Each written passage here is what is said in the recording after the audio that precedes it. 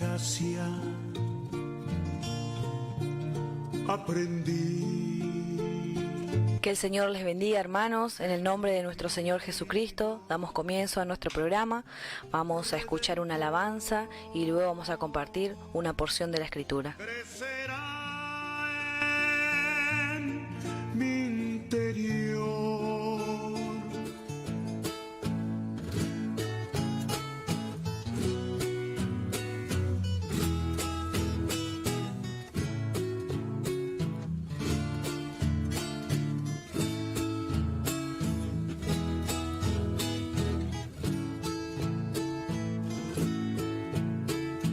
a mi huerto vine yo, oh hermana mía, mi esposa, mi mirra he recogido y mis aromas también. Bebí mi leche y mi vino, mi panal y miel comí.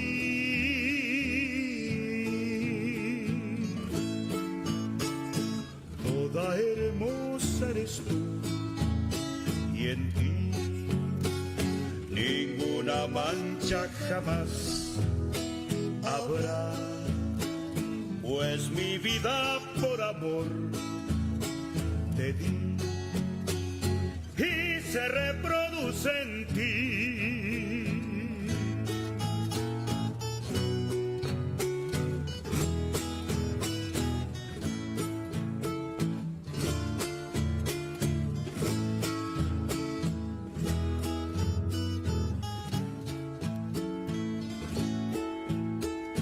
Cuán hermosos son tus pies, los contornos de tus muslos son como joyas preciosas, obra de excelso maestro, hija de príncipe, esposa, reunión de dos campamentos.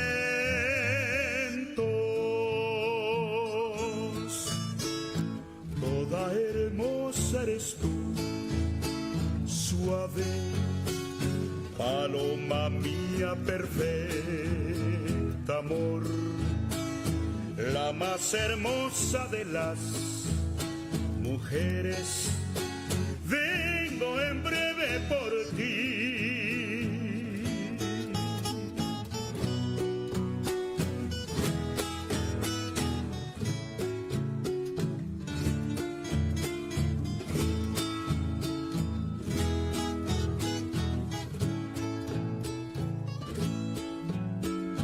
Llena de gloria eres tú, gloriosamente ataviada, es tu vestido de oro, brocado en tu interior, serás traída al rey, tu hermosura él desea.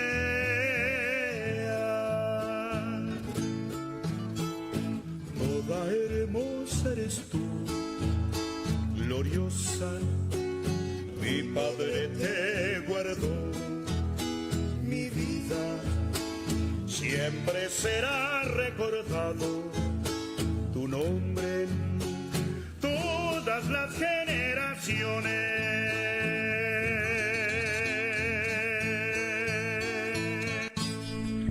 Bueno, damos gracias al Señor por esta oportunidad que el Señor nos da de estar en su presencia. Y les invito a abrir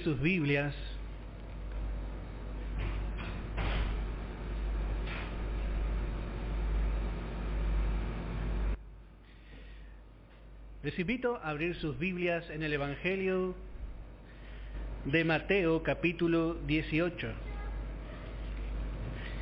Evangelio de Mateo capítulo 18. Y vamos a leer desde el verso 21 en adelante.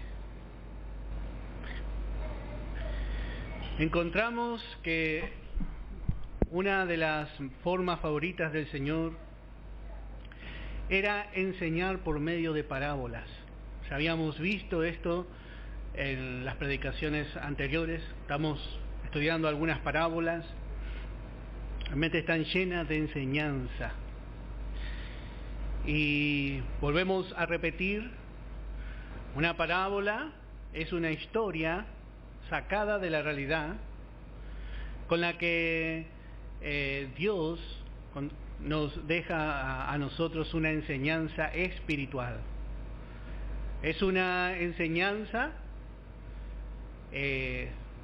natural, literal, que el Señor utilizó para dar enseñanzas más profundas.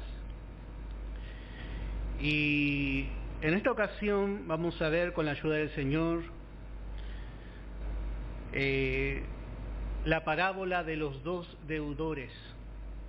Y vamos a ver que esta parábola es la respuesta de la pregunta de Pedro. Entonces se le acercó Pedro y dijo: Señor, ¿cuántas veces perdonaré a mi hermano que peque contra mí?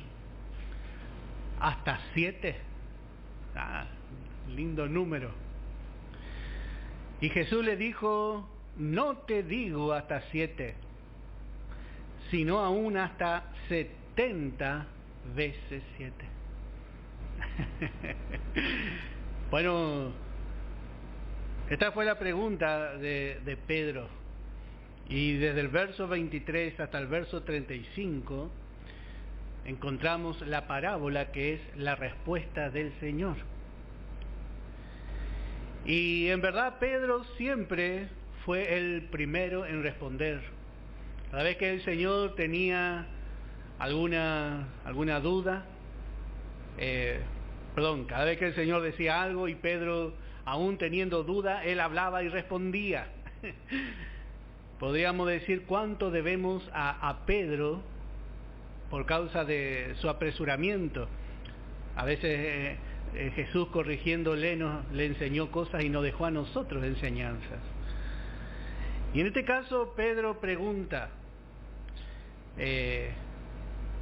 ¿hasta cuántas veces perdonaré a mi hermano? Y Pedro dice: ¿hasta 7? Esperando, una confirmación del Señor.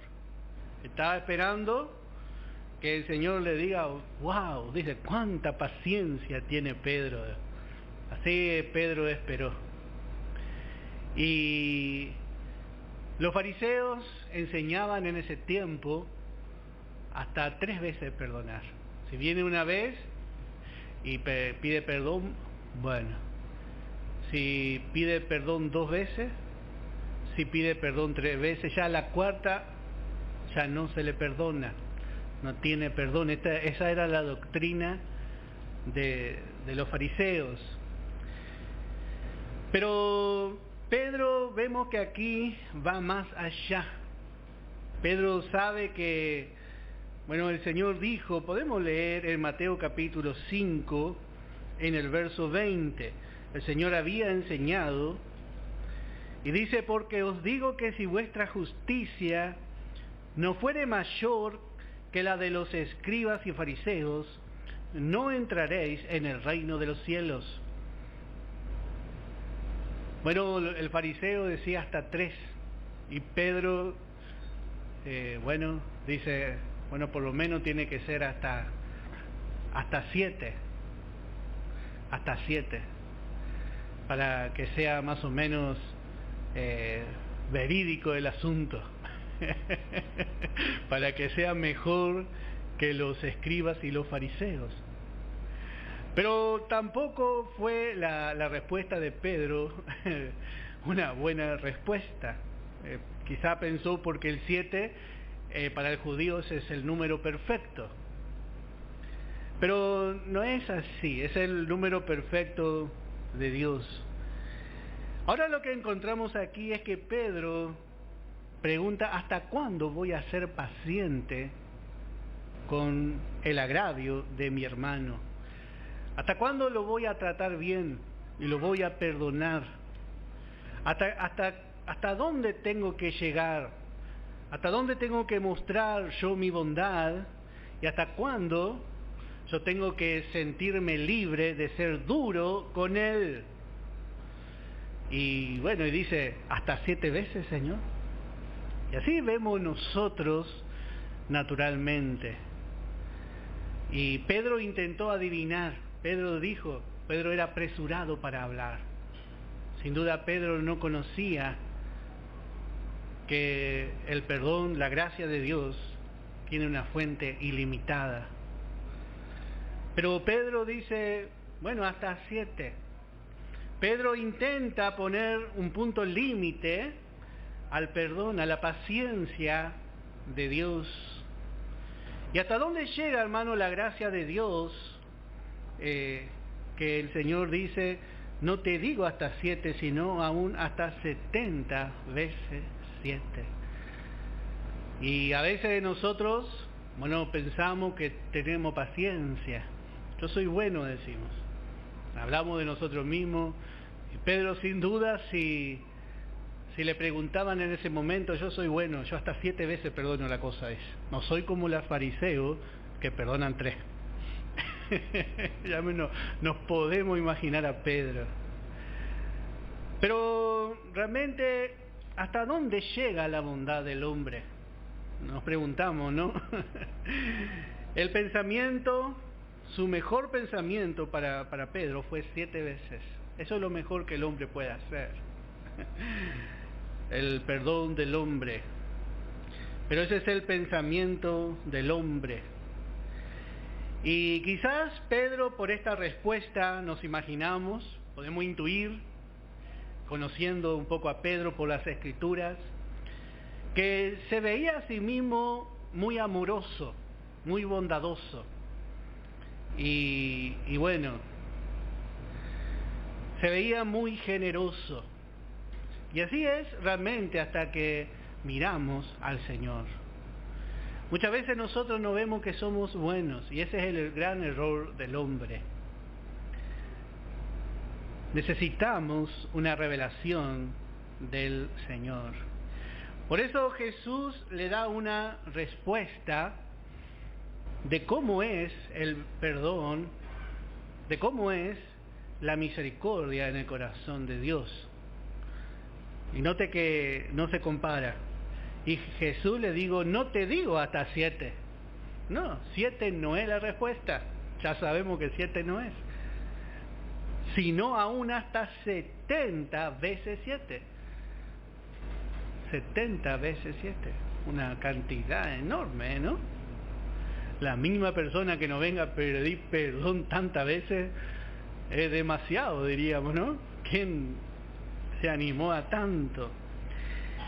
Bueno, esta respuesta sin duda sorprendió a Pedro, porque esta respuesta nos muestra la medida divina, la medida de la gracia inmensurable de Dios. El hombre, hermano, intenta poner límite. Y si usted suma 7, 7, 7, 7, hasta así 70 veces, le va a dar 490 veces. Pero no quiere decir que el perdón de Dios tenga un límite, sino que verdaderamente muestra que es mucho más allá de lo que el hombre piensa e imagina. Con esta respuesta Jesús le quería mostrar a Pedro que su mente no llegó a entender. La mente de Pedro no llegó a captar cómo es el corazón de Dios. Y el hombre, hermano natural, el hombre sin Cristo, el hombre no renacido, el hombre que no conoce a Dios, por lo general tiene un pensamiento muy limitado de lo que es la gracia, la misericordia. Porque no tiene una vida nueva, porque el Espíritu Santo no se puede revelar. En Génesis capítulo 4, en el verso 23, dice la palabra: y dijo Lamec a sus mujeres, Ada y Sila, oíd mi voz, mujeres de Lamec, escuchad mi dicho, que un varón mataré por mi herida y un joven por mi golpe. Si 7 veces será vengado Caín, Lamec en verdad 70 veces 7 lo será. Parece a propósito, ¿no? Acá vemos uno que no es perdonador. Bueno, esta es la condición del hombre. Vemos el deseo de venganza, de Lamec. Habíamos estudiado cómo Lamec es el último producto realmente de la generación de Caín, el más desobediente de todo, tipo del anticristo. Y así vemos también cómo es, hermano, el hombre caído. No tiene nada que ver con lo que Dios es. El hombre, hermano, no perdona, no sabe perdonar. El hombre no sabe perdonar. Porque el hombre no tiene la bondad, no tiene la misericordia en su naturaleza. La naturaleza del hombre está corrompida. Por eso vemos que aunque Pedro parece mostrar un poco de bondad, un poco de paciencia, al querer perdonar aunque sea 7 veces, no llega realmente a ser como Dios es. Y Jesús les muestra la diferencia. Por eso vemos aquí su opuesto. Y vemos que el Señor mismo, no vino a juzgar al hombre. Por lo menos en esa ocasión Él no vino a juzgar al hombre. Él vino a dar su vida por el hombre. Él vino lleno de gracia. El hombre hacia el vituperio, hacia quizás un golpe o algo que uno haga contra otro, responde con gran violencia. Así es el hombre no natural. Responde el agravio, con venganza. Pero cuando vino el Señor no fue así. Por eso vemos que por causa de esta pregunta, no nos vamos a apurar en desarrollar porque vamos a tener mucho aquí, por lo menos 2 predicaciones. Hoy vamos a ver la primera parte, mañana vamos a ver la segunda. Vemos que la parábola del Señor empieza como todas sus parábolas. Y dice, por lo cual el reino de los cielos es semejante a un rey que quiso hacer cuentas con sus siervos. Note que habla del reino de los cielos. A diferencia del hombre en su conducta acá en la tierra. El reino de los cielos, todo lo que proviene de ese reino es distinto, es diferente. Es diferente, como dice Jesús a Nicodemo. Podemos leer en el Evangelio de Juan, capítulo 3,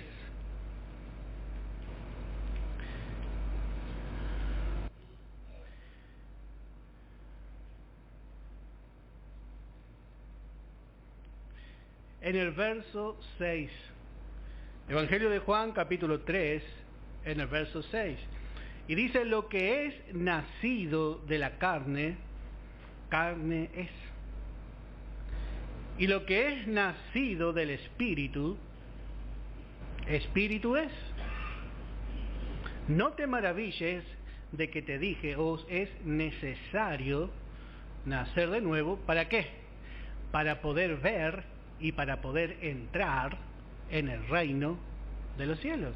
Y aquí dice, porque el reino de los cielos es semejante, y da el ejemplo. Lo que es nacido de la carne, hermano, lo que es nacido del primer Adán, lo que viene de la descendencia de Adán, es caído, es corrupto, no puede hacer el bien por más que quiera, porque es una mala naturaleza.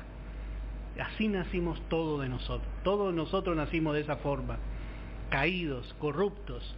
No es que nos vamos corrompiendo por el camino, no, ya nacemos con toda la voluntad de pecar. El niño nace en pecado, porque lo que es nacido de la carne, carne es. Pero cuando recibimos a Jesús en nuestro corazón, nosotros nacemos del Espíritu. Lo que es nacido del Espíritu pertenece al reino de los cielos. Todos nosotros tenemos una vida nueva.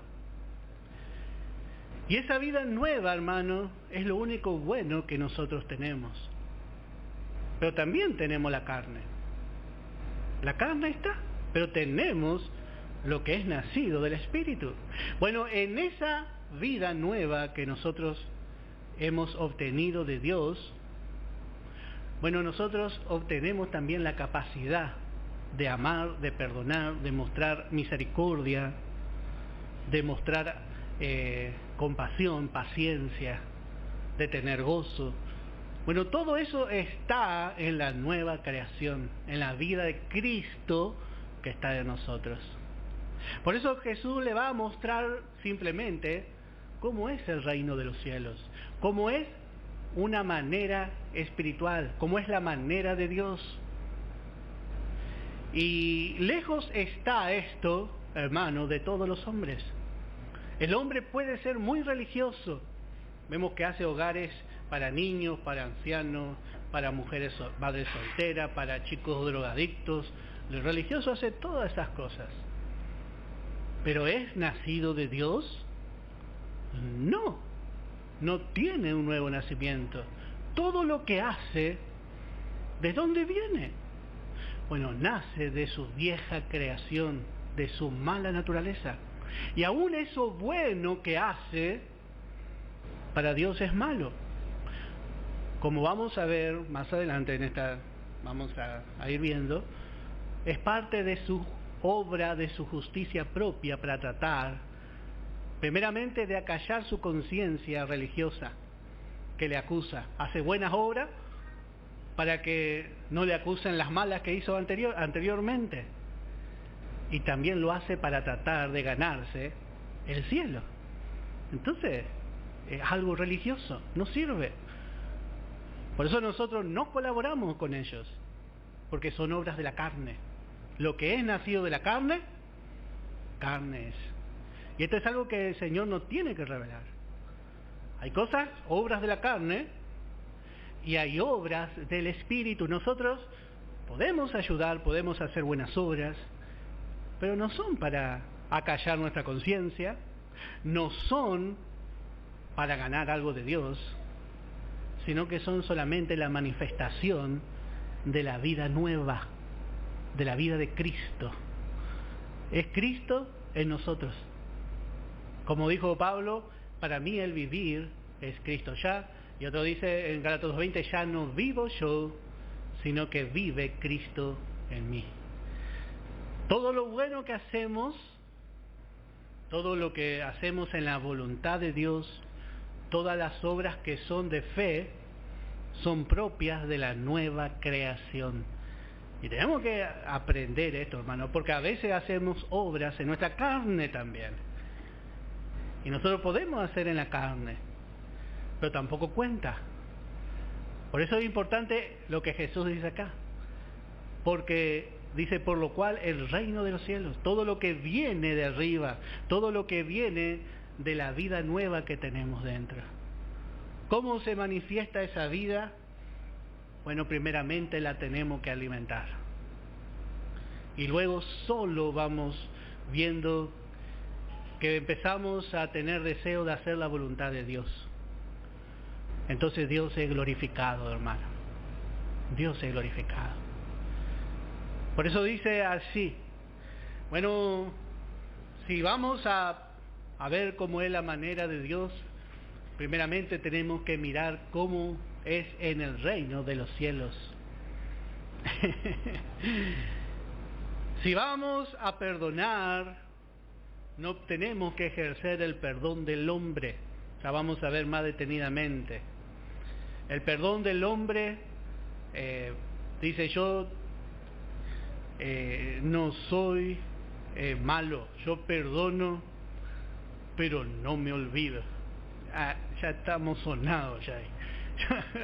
Ese no es el verdadero perdón, porque dice, había una canción que dice, yo no soy rencoroso, pero sí memorioso. Dice, es lo mismo. Cada vez que se acuerda, el rencor le lleva a tener ese gustito amargo en la boca otra vez. Y se acuerda y bueno, la vieja creación siempre se acuerda, no sabe perdonar. La vieja creación no tiene realmente en su corazón la medida del perdón de Dios. 70 veces 7, hermano. Si vamos a perdonar, dice Jesús, yo voy a enseñar ahora, dice el Señor, cómo es el perdón conforme a la matemática celestial. No conforme a la matemática terrenal. Nosotros decimos 1, 2 y hasta ahí. Pero ¿cuál es la manera del Señor? Y bueno, eso tenemos que aprender. Pedro, sin duda, con sus 7, se colgó un collar que decía número 7, creía que había llegado demasiado lejos. Soy muy generoso con este 7. Pero el Señor sacó ahí el ancho de espada, no, dice 70 veces 7. Qué bárbaro, hermano, ¿no? Nada que ver el pensamiento, la mente natural con la mente espiritual. Y dice el verso 23, por lo cual el reino de los cielos es semejante, dice, a un rey que quiso hacer cuentas con sus siervos. A uno que quiso saber exactamente cuánto debía cada uno de sus deudores, quiso hacer cuentas. Este rey representa a Dios. Este rey es Dios. Como sabemos, Dios, hermano, nos ha dado todo lo que somos, todo lo que tenemos. Por lo general el hombre dice, gracias a Dios que me da la vida. Dios es Señor de todo, es soberano. Todo lo que somos, aún el hombre que no tiene en cuenta a Dios, lo que es por causa de Dios. Se levanta, vive, respira y bueno, lo único que no tiene en cuenta a Dios, el hombre no tiene en cuenta a Dios. Ahora también, hermano, Dios sabe que el hombre ha caído en pecado. El hombre y toda la generación, toda la humanidad ha caído en pecado por causa del pecado de Adán. ¿Y cuánto la humanidad ha pecado? Bueno, el pecado ha dejado una deuda del hombre hacia Dios. Y dice que estaba haciendo cuentas, empezó a ver. El pecado, hermano, impidió que el hombre se rinda a Dios. Vamos a ver cuál era el pedido de Dios. Ya que Dios formó al hombre, ya que Dios hizo al hombre, ya que Dios amó al hombre, Dios pedía algo. En Mateo capítulo 22, podemos leer en el verso 36. Mateo capítulo 22 en el verso 36. Y dice, Maestro, ¿cuál es el gran mandamiento en la ley? Y Jesús le dijo, bueno, amarás al Señor tu Dios con todo tu corazón, con toda tu alma, con toda tu mente. ¿Sabes lo que es eso? El hombre natural no sabe lo que es esto, no puede amar a Dios. El hombre natural lo único que sabe hacer es odiar. Este es el primero y grande mandamiento, y el segundo es semejante. Amarás a tu prójimo como a ti mismo. Tenía que amar a Dios y al prójimo. De estos dos mandamientos depende toda la ley y los profetas.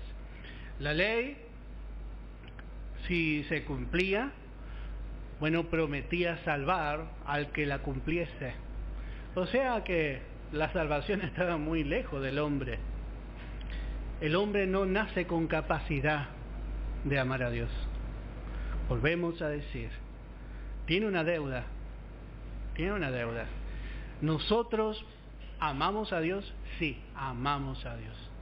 Todos los que estamos aquí presentes, amamos a Dios.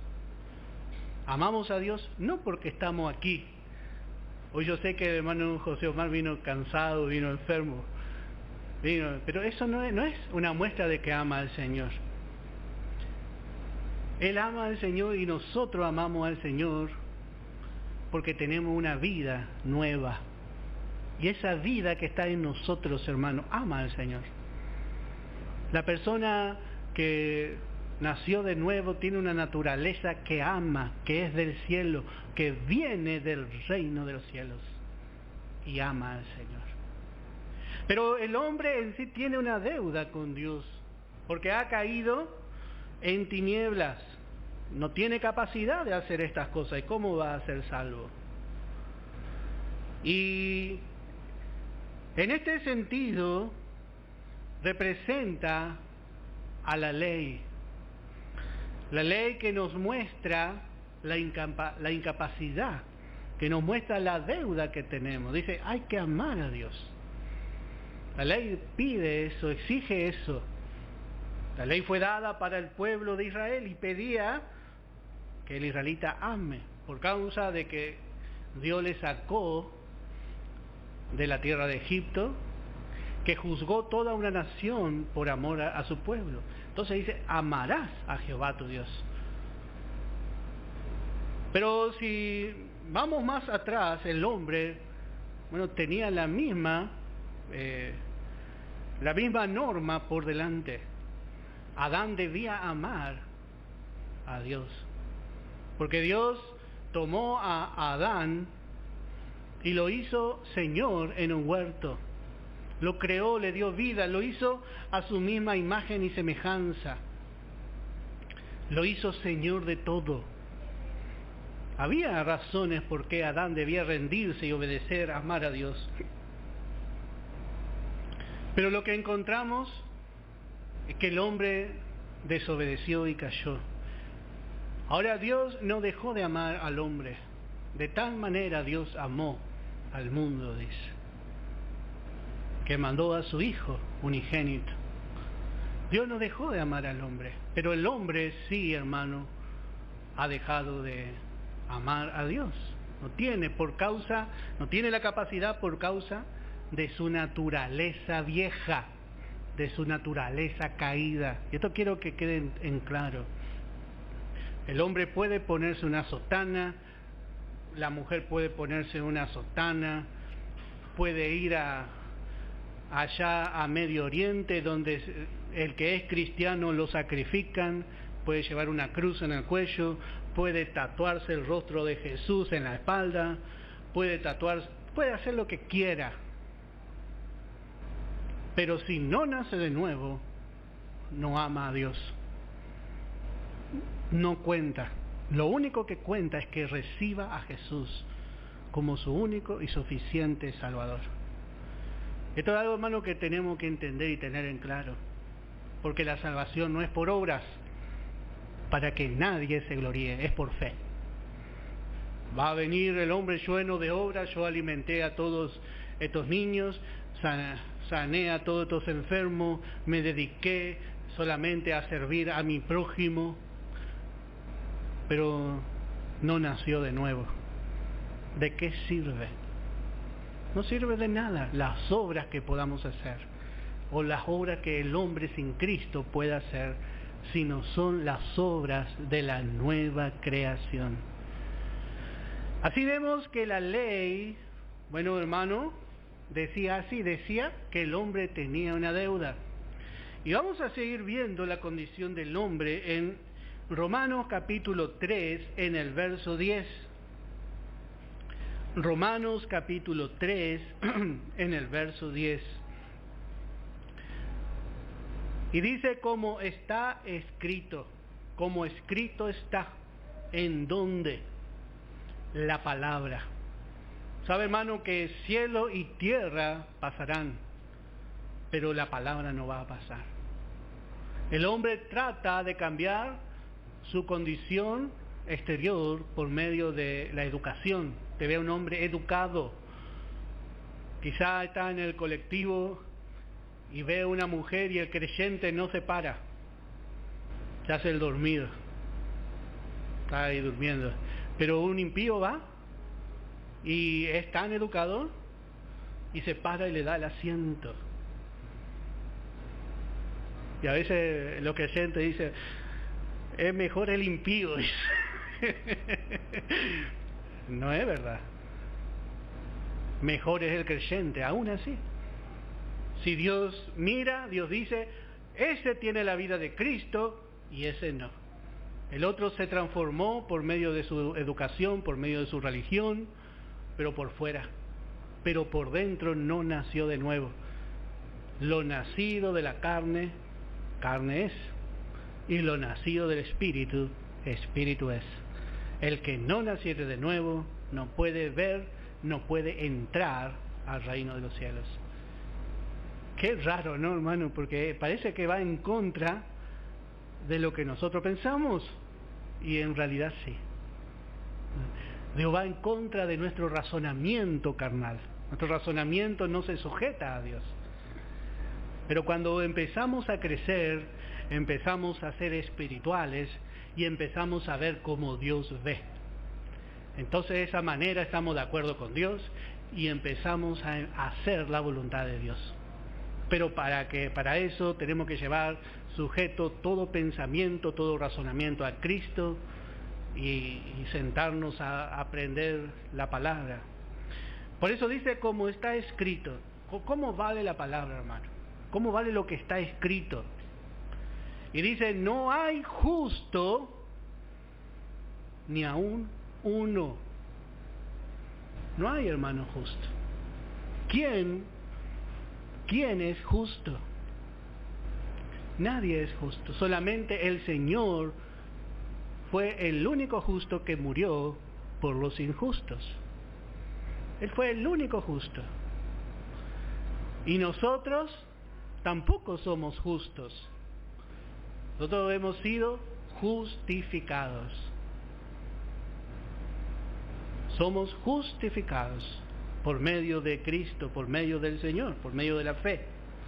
Verso 11 dice, no hay quien entienda, no hay quien busque a Dios, todos se desviaron, a una se hicieron inútiles, no hay quien haga lo bueno, no hay ni siquiera uno. Bueno, esta era realmente la cuenta que había en contra del hombre. Esto podemos decir que muestra solamente lo que el hombre es. Y así Dios, cuando Dios dio la ley, Dios no dio la ley para que la ley salve al hombre. La ley no puede salvar al hombre. Porque la ley, hermano, solamente muestra lo que el hombre es, hace cuentas con el hombre. Y le muestra que su deuda es muy grande. La ley le muestra al hombre su estado, hace cuentas con el deudor, pero no paga la deuda. La ley hace cuentas con el deudor y dice, todo esto usted debe, pero no puede pagar la deuda, no puede perdonar su deuda. Y así Dios, hermano, realmente nos mostró un día a nosotros cuán grande era nuestra deuda. Y vio que, si usted ve en el Banco Central hay diferentes, acá en Argentina hay diferentes clases de deudores. Está la clase 1. Ese, si usted tiene alguna cuentita, ya está ahí. Por más que pague, es clase 1. Porque ahí ya miran a aquellos que le van a dar crédito y dicen, ya tiene deuda, ya está pagando un crédito, no le puedo dar otro. Clase 2, si usted tiene mucha deuda contraída, pero paga. Clase 3, si ya se atrasó. Clase 4, si hace tiempo no paga. Y después viene la clase 5, No sé si usted conoce, la clase 5, moroso irrecuperable, dice. Es el que nunca se presentó para la deuda.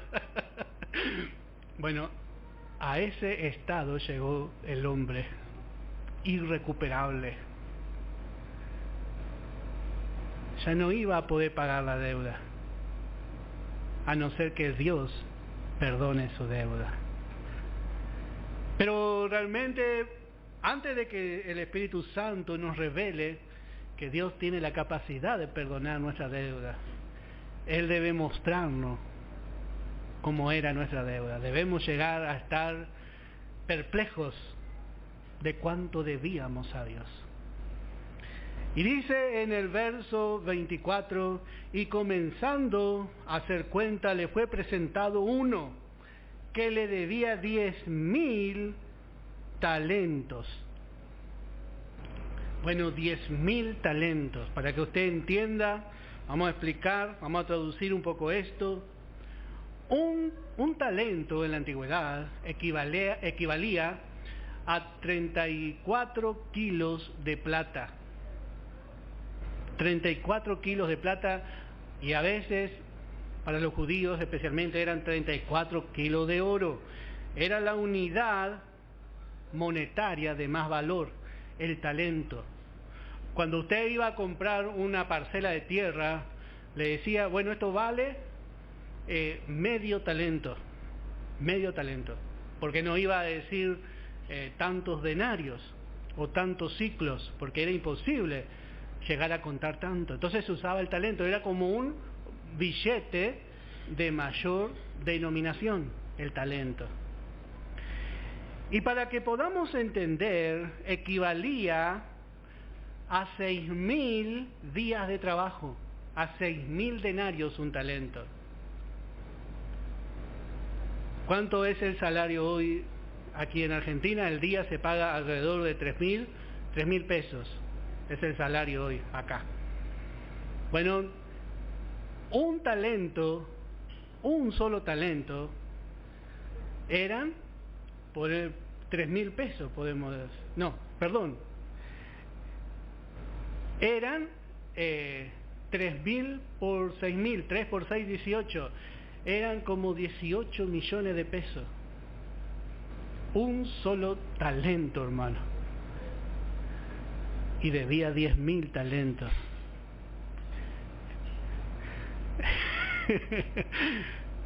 Un talento, para llegar a obtener un talento, el hombre tenía que trabajar aproximadamente 20 años, un solo talento. Y este debía 10,000 talentos. Bueno, ya la cara que hizo el hermano, la cara que habrá puesto también cuando se enteró de su deuda. Bueno, y esto es lo que hace Dios con el hombre.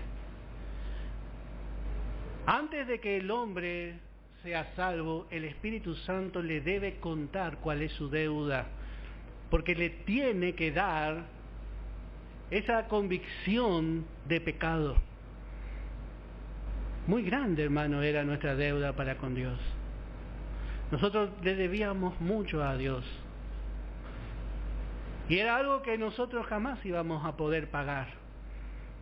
La religión lo que intenta es pagar a Dios lo que es incalculable. Es imposible. Y podemos leer Salmo 49 en el verso 8.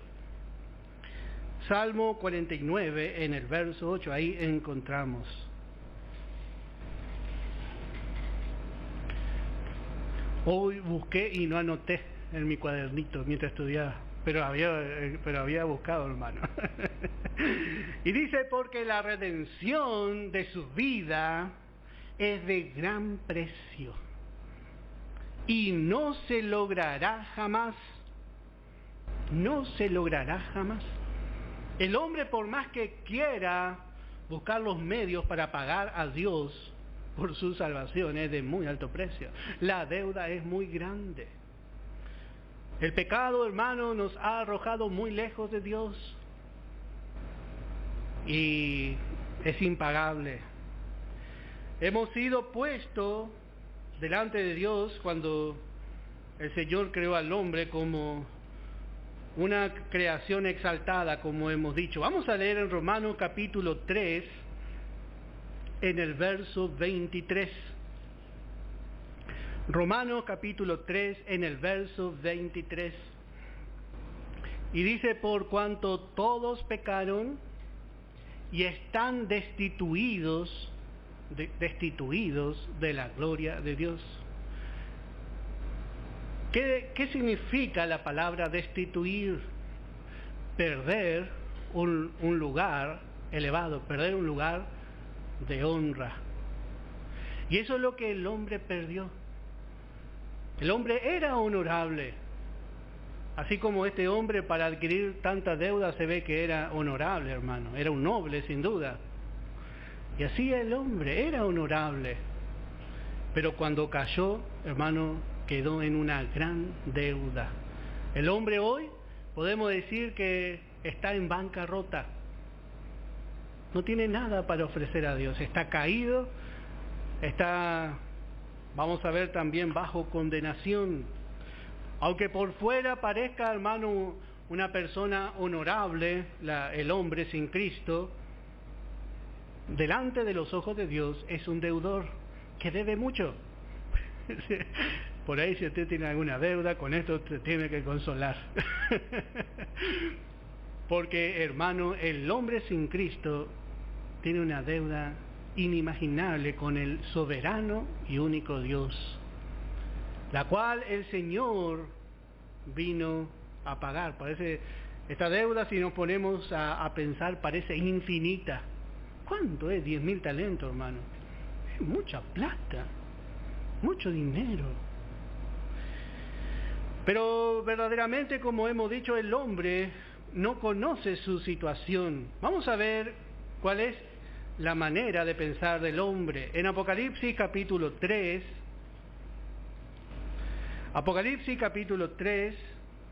y vamos a leer versos 17 y 18. Note lo que dice el Señor mirando a este hombre caído. Porque tú dices, yo soy rico y me he enriquecido y de ninguna cosa tengo necesidad. Así muchas veces el hombre dice, yo soy rico, tengo de todo, dice. Tengo 4 casas, tengo una casa en la costa, en la montaña, tengo muchos autos. Y como habíamos visto en la parábola del necio, del rico necio, ahora dice, relájate nomás, disfrutá. Pero cuando le mira aquel que tiene ojos como llama de fuego, y dice, y no sabes su verdadera condición, que tú eres un desventurado, miserable, pobre, ciego y desnudo. Mire, si trae una persona con todo el dinero y usted le dice, usted no sabe, pero usted es un miserable, pobre, ciego y desnudo. ¿Qué le va a mirar a esa persona? Le va a mirar diciendo, ¿qué te pasa a vos? Y le va a mirar cómo está vestido incluso, a ver si está mejor vestido que él para decirle eso. Pero estas son las palabras del Señor. Y dice, por tanto, yo te aconsejo que de mí compres oro refinado en fuego. El oro nos habla de la vida divina, de la vida celestial, para que seas rico. La primera riqueza que hemos obtenido, hermano, es la vida de Cristo. Usted no es pobre, usted es rico. Somos ricos, hermano, porque tenemos a Cristo. Ese es el gran tesoro de Dios que puso en nuestro corazón. Dice, te aconsejo que aceptes a Cristo para que seas rico. Y vestidura blanca, la justicia de Cristo otra vez, para vestirte, para que no se descubra la vergüenza de tu desnudez, de tu religiosidad nomás.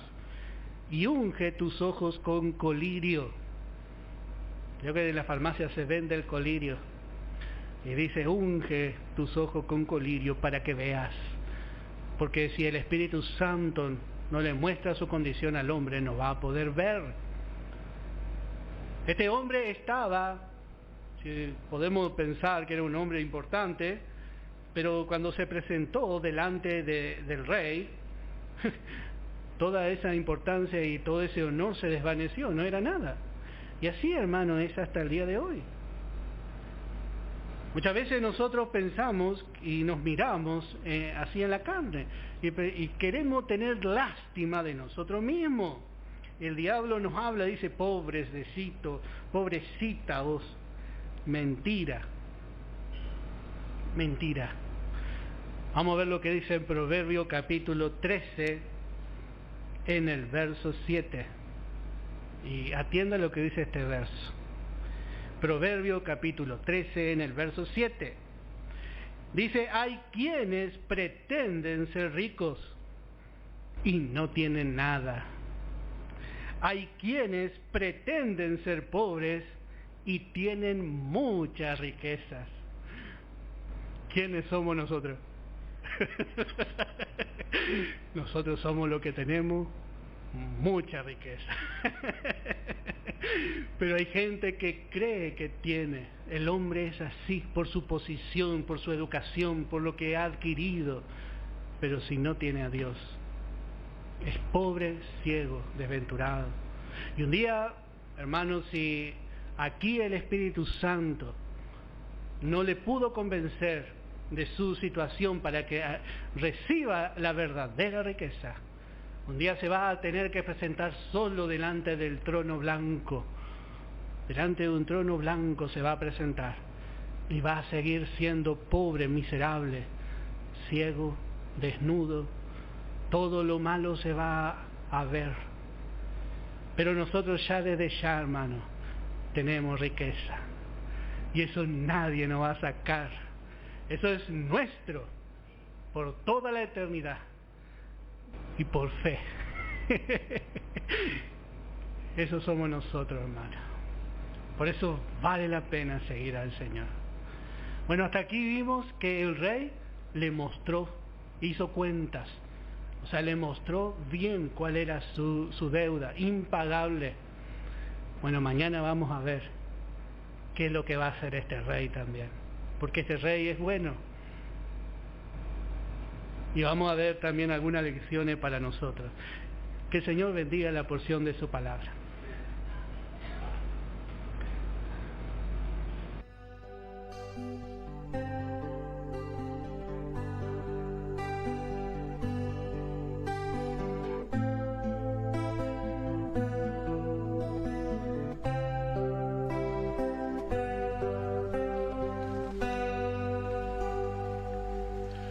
Un día el mundo dejaré, su inmensa gloria ya veré, llegando al cielo cantaré. Cristo mi camino guió, Cristo mi camino guió, paso a paso Él me llevó, al final de la jornada ya con gozo cantaré. Cristo mi camino guió, y desde el cielo al revisar a mi terrestre caminar, seguro estoy que de probar Cristo mi camino guió. Cristo mi camino guió, paso a paso Él me llevó, al final de la jornada ya con gozo cantaré. Cristo mi camino guió, mi senda aquí enderezó, las sombras negras Él quitó y la carrera gozó.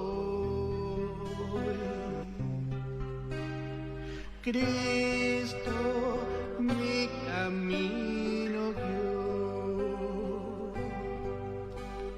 Cristo mi camino guió, paso a paso Él me llevó,